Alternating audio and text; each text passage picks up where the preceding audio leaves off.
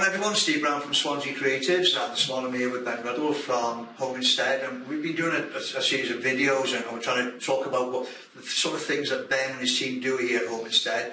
And we're talking, because it's come up a couple of times, so I just want to talk about Respite, because I think people underestimate how important that is, because as much as we love our partners or our mums or dads or whichever member of the family it is, which is usually dementia care, you know, like my particular case was dementia, it's hard work on the rest of the family, especially the person that's very close to them, whether it be their spouse or that immediate member of the family.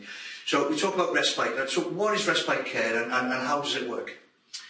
Respite care is just providing some relief, if you like, and I think that's a perfect word for it, especially where dementia is concerned. Some relief for the person who is providing care, usually a husband or a wife, on a daily basis, 24/7 basis. Okay. You know, and just to have 3 hours where you can actually go and have your head and have a coffee, just go for a walk, without having to worry, and this is the important part, without having to worry about the husband, wife that you've left behind. You know, unequivocally, that they're being supported and looked after as you would want them looked after. So how does that work then? Because it's a valid point you just brought up there now. So I'm thinking now, like my mum and dad's situation. So my mother's looking for respite because she's looking after my dad 24/7.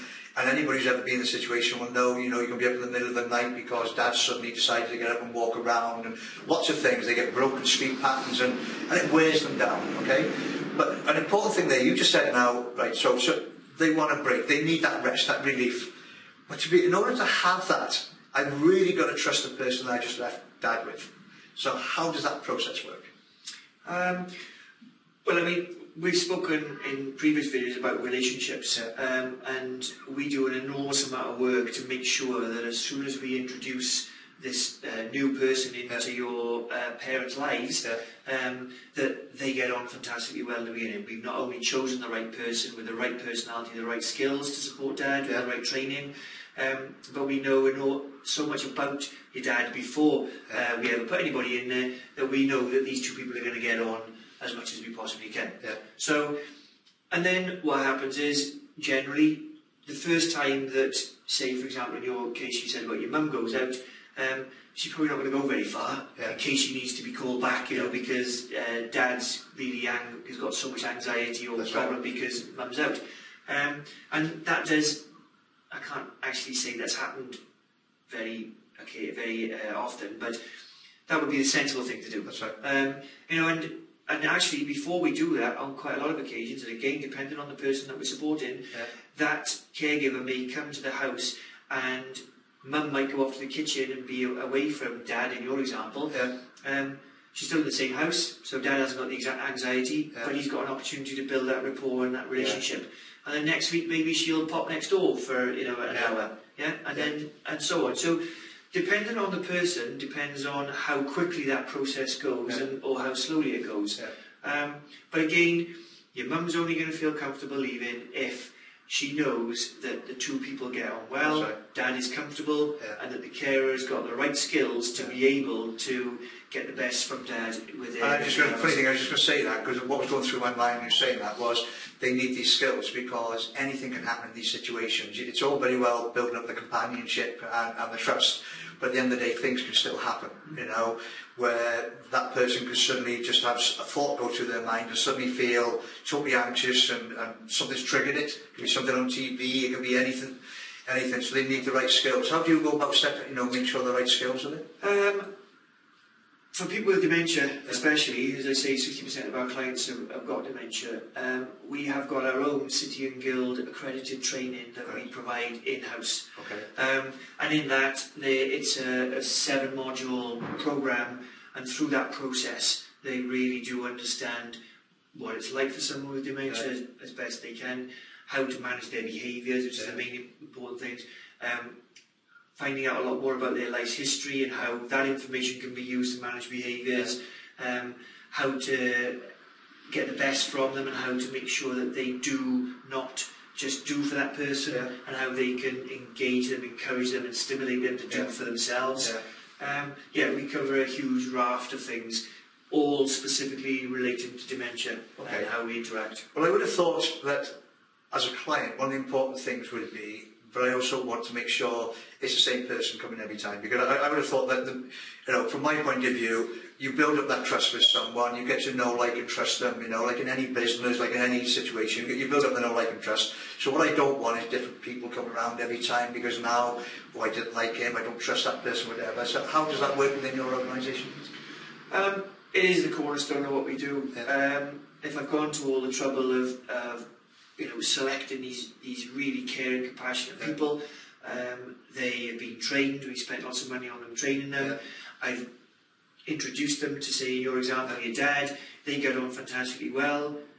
In order to create that relationship and keep it going, I need to make sure that person goes back to them week in, week in, week out. Yeah. And so the whole way that we set up our schedules, which is where the girls are, where they are, and at what times, is with that in mind. Okay. It is all about providing relationships consistently to get the best for the client that we're supporting. Okay, and if I was looking for respite care, how does it work? Have I got to take minimum hours, or can I have what I like? How does it work? You can have whatever you like. Okay. It is what suits that situation and that particular client. And it is very, very unique and very individual. The only thing that we do have is an hour minimum calls. Okay. Traditionally, in most home care services, the call times are 20 minutes, half an hour. Okay. We don't think you can provide any level of support in that time that's meaningful, and hence we never, ever, ever do less than an hour. Okay. So you're doing a minimum now, but I'm just thinking of my own situation, that I went through. Things change all the time. So I may have taken on, let's say I may have wanted you to come in 5 days a week, and then I only need you 2 days a week because maybe I was working, and now I've given up my job, and therefore I can provide a lot of the care, but I only want you to come in 2. So are these totally flexible, what we do? Well, the short answer is yes, but you wouldn't want it to be that flexible. I'll tell you why. Our services are completely flexible, and as long as we've got 24-hour notice to cancel calls, that's absolutely fine. However, from a respite point of view, the reason it works superbly well is that that between 12 and 4 o'clock on a Monday and a Wednesday, someone's coming in to provide relief, and you've got time. So you generally plan your week to make sure that if there's things you need to do, that's the time you're going to go and do it. But more importantly than that is the person who is actually receiving the support also knows that on a Wednesday and a Monday or whatever the days are that you're coming in to be with them as well. And they actually quite look forward to that. So, especially with dementia, routine is such an important part of it. So keeping the same times, same days is a big plus. Okay, so what I take from that then is, yes, it's totally flexible. However, what they really want, and you brought a valid point, with dementia care, people do want repetition because it makes them feel comfortable and safe. And as you said, for the person receiving the respite, they can build their life around it, knowing they've got those times off from their care duties. Absolutely. And don't forget as well that in our care consultation, let's suppose which is exactly what we had, one couple, the wife wanted to go to church services. So we used to come in on a Sunday for a Sunday service, and she used to go to Mother's Union meeting as well. So we came in so that she could go and see her friends and do that. So it was very specific times that we would come in and do it. Which lets her get on with their life, while at the same time still being able to get the care that she really wants to do. That's right. Okay. So guys, if you want to know more about respite care, all you have to do is go to the website that's listed below, or bring Ben or a member of his team, and they'll answer it free of charge. Talk you through the process and where you can get support, etc. So this has been Steve Brown from Swansea Creatives. I've been here with Ben Riddle, and we'll see you all in the next video. Goodbye.